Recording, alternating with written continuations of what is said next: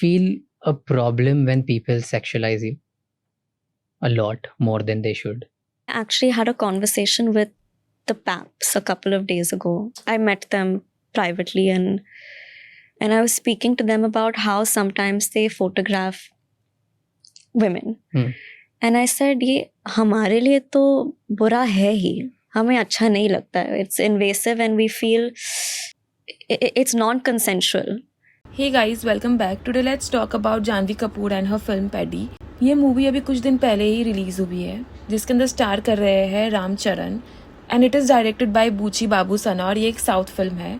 और जब से ये फिल्म थिएटर्स में आई है, a massive conversation has started around it. But this time it's not about the box office numbers और द स्पोर्ट्स ड्रामा एलिमेंट. ये पूरा हल्ला एक बहुत बड़े क्रिएटिव और कल्चरल डिबेट में बदल चुका है.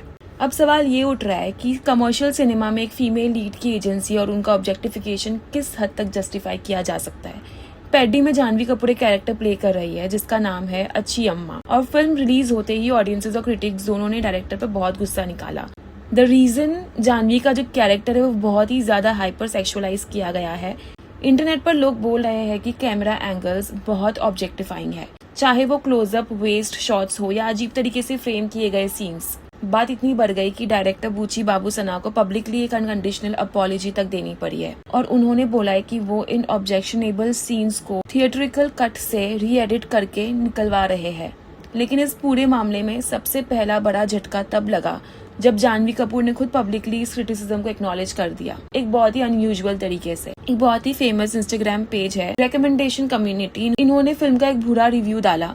उन्होंने पोस्ट में एक्सप्लिसिटली लिखा कि ये फिल्म इंडियन सिनेमा हिस्ट्री में एक लीड एक्ट्रेस का सबसे एक्सपेंसिव इंसल्ट है. उस पोस्ट में ये भी क्लेम किया गया था कि जानवी ने पोस्ट प्रोडक्शन और डबिंग के वक्त इन सीन्स के खिलाफ बहुत फाइट की थी. उनकी बात को दबाए रखा गया. अब ट्विस्ट ये है कि जानवी ने इस पोस्ट को अपने ऑफिशियल इंस्टाग्राम अकाउंट से लाइक कर दिया. एक ए लिस्टेड एक्ट्रेस का अपनी ही चल रही फिल्म के इतने नेगेटिव और अक्यूजिंग रिव्यू को लाइक करना सोशल मीडिया पे एक नया डिस्कशन बन चुका है. और इसके ठीक बाद इस कंट्रोवर्सी ने एक और बहुत बड़ा मोड़ लिया जब जानवी कपूर के उनके क्लोज फैन ग्रुप के साथ कुछ प्राइवेट चैट्स लीक हो गई. इन स्क्रीनशॉट्स और वीडियो क्लिप्स में जानवी एक्सप्लिसिटली बोलती हुई दिख रही है कि उन्होंने डायरेक्टर ऑफ फोटोग्राफी और डायरेक्टर से बहुत झगड़ा किया था. उन्होंने लिखा, I told him no BB and waste shots. उन्होंने ये भी बताया कि को star Ram Charan actually came to her rescue on the set. उन्होंने डायरेक्टर को डांटा और कहा कि आगे से ऐसे एंगल्स नहीं लिए जाएंगे. मैसेजेस में जानवी बहुत ही ज्यादा एग्जॉस्टेड और हेल्पलेस साउंड कर रही थी. वो कह रही थी कि you have no idea what I have been dealing with, trying to make them understand. Now standard perspective से देखें तो हम सबको जानवी के लिए बुरा लगना चाहिए. A woman fighting for her dignity on set, it's a serious issue. But अगर हम थोड़ा डेप्थ में जाकर पूरे एनालिटिक्स के साथ इस पूरे केस को देखें तो एक बहुत बड़ा ग्रे एरिया निकल कर सामने आता है, and that is the argument of selective comfort. लोग इंटरनेट पर एक वैलिड पॉइंट उठा रहे हैं, is Janhvi Kapoor entirely a passive victim here. अगर आप उनका करियर ट्रैजेक्टरी और उनका सोशल मीडिया ब्रांड देखें तो उनका पूरा पब्लिक पर्सोना एक बहुत ही स्पेसिफिक इमेजरी पर बिल्ट है. She actively hyper sexualizes her own image on social media. उनका इंस्टाग्राम फीड भरा पड़ा है एक्सट्रीमली बोल्ड फोटोशूट से, जहां उनका क्लीवेज दिख रहा है, जहां कर्व्स और सेंसुअलिटी को एक्सेंचुएट करना उनके ब्रांड प्लेसमेंट का एक जरिया रहा है. सिर्फ इंस्टाग्राम ही क्यों, उनकी मूवी चॉइसेस देख लीजिए. देवारा में उनका कैरेक्टर या उनके पास्ट फिल्म्स के गाने जैसे भीगी साड़ी. उन्होंने तो खुद राज शमानी के पॉडकास्ट में एक बार कैंडिडली एडमिट किया था कि अगर मैंने वेट साड़ी में एक सेंसुअल सॉन्ग शूट किया है और उसे देखकर कोई अट्रैक्ट नहीं हो रहा है तो मुझे बुरा लगेगा. I did a song called Bhigi Sari where I'm in a wet sari and like I'm dancing pretty sensually. The idea for that was, I wouldn't say to titillate, but it was a sensual song. I think if someone looked at that and said, I'm not attracted to this chick, I would feel maybe offended. तो यहाँ point ये आता है कि commercial cinema का एक basic rule है, and that is unfortunately sex cells.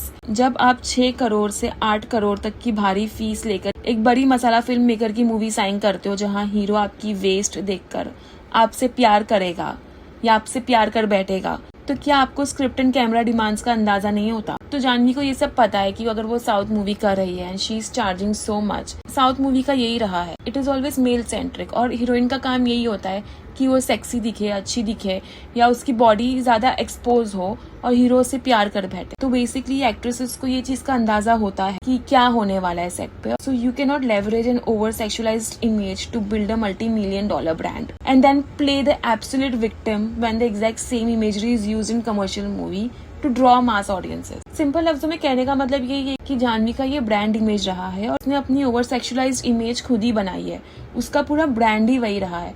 तो अब अगर मूवी में भी यही चीज डिमांड हो रही है इतना पैसा देके, सो you can not play the absolute victim here. Industry में बाउंड्री सेट करना बहुत जरूरी होता है, बट कंटेंट साइनिंग के वक्त ट्रांसपेरेंसी होना भी उतना ही जरूरी होता है। और इसी पैराडॉक्स को लेकर रेडिट पर भी यही डिस्कशन चल रही है। तो रेडिट पे यही डिस्कस हो रहा है ये पूरे टाइमलाइन को देखकर कि पहले इंस्टाग्राम पर एक पोस्ट को लाइक करना और फिर अचानक से वेरी कन्वीनियंटली एक चैट लीक हो जाना। तो लोग इसे एक high level brilliant PR move बता रहे हैं एंड ऑनेस्टली ये लॉजिक बहुत ही ज्यादा सॉलिड भी साउंड कर रहा है।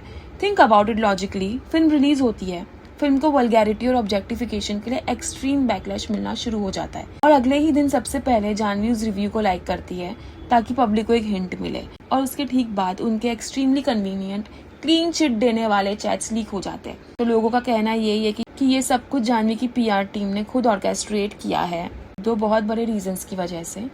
पहला, डैमेज कंट्रोल। इस चैट के लीक होने से और उस रिव्यू पोस्ट को लाइक करने से फिल्म की वल्गैरिटी का पूरा ठीकरा डायरेक्टर के सर पे फट गया और जाह्नवी एक बेचारी हेल्पलेस विक्टिम बनकर पूरी तरह से क्लीन निकल गई। दूसरा, it protects a relationship with Telugu industry and रामचरण's massive fandom. Chats में उन्होंने रामचरण को एक एब्सोल्यूट जेंटलमैन और प्रोटेक्टर की तरह दिखाया है, जिसकी वजह से मास ऑडियंस जाह्नवी से नाराज होने की बजाय उनकी टुवर्ड्स एम्पैथेटिक हो रही है। कई प्रोफेशनल इंसाइडर अकाउंट्स ने तो ये तक पॉइंट आउट किया है कि कोई भी ए लिस्ट एक्टर किसी रैंडम इंस्टाग्राम फैन ग्रुप में प्रोड्यूसर्स और डायरेक्टर्स के अगेंस्ट ऐसी प्रोफेशनल बातें लीक करने का रिस्क कभी भी नहीं लेगी। It's a huge liability in the film business. अगर ये लीक्स रियल होते तो इंडस्ट्री जाह्नवी को अनप्रोफेशनल बोलती और उसको ब्लैकलिस्ट कर देती, बट यहाँ सब कुछ इतना टाइम्ड और सेफ है कि it screams scripted PR damage control. So what is the final take away from this? Reality शायद इन दोनों एक्सट्रीम व्यू पॉइंट्स के बिल्कुल बीच में है। ये बिल्कुल हो सकता है कि जाह्नवी कपूर ने genuinely on set uncomfortable camera angles face किए होंगे, क्योंकि कमर्शियल सिनेमा में मेल गेज और ऑब्जेक्टिफिकेशन एक रियल स्ट्रक्चरल प्रॉब्लम है। But at the same time ये भी उतना ही सच है कि जब वही फिल्म बैकलैश फेस करती है तो सेलिब्रिटी पीआर मशीनरी उन फिजिकल बाउंड्रीज और पर्सनल स्ट्रगल्स को लेवरेज करती है एक ब्रांड इमेज को रीबिल्ड करने के लिए। तो आपको क्या लगता है, क्या एक एक्ट्रेस का खुद को सोशल मीडिया पर बोल्ड दिखाना उनकी ऑनसेट एजेंसी को कम करता है, और क्या ये लीक सच में एक ऑर्गेनिक क्राई फॉर हेल्प है या एक master class in celebrity PR? So comments में अपने राय जरूर बताना। मिलेगी बहुत ही जल्द अगली पॉडकास्ट पे। तब तक के लिए take care and thanks for listening. Bye.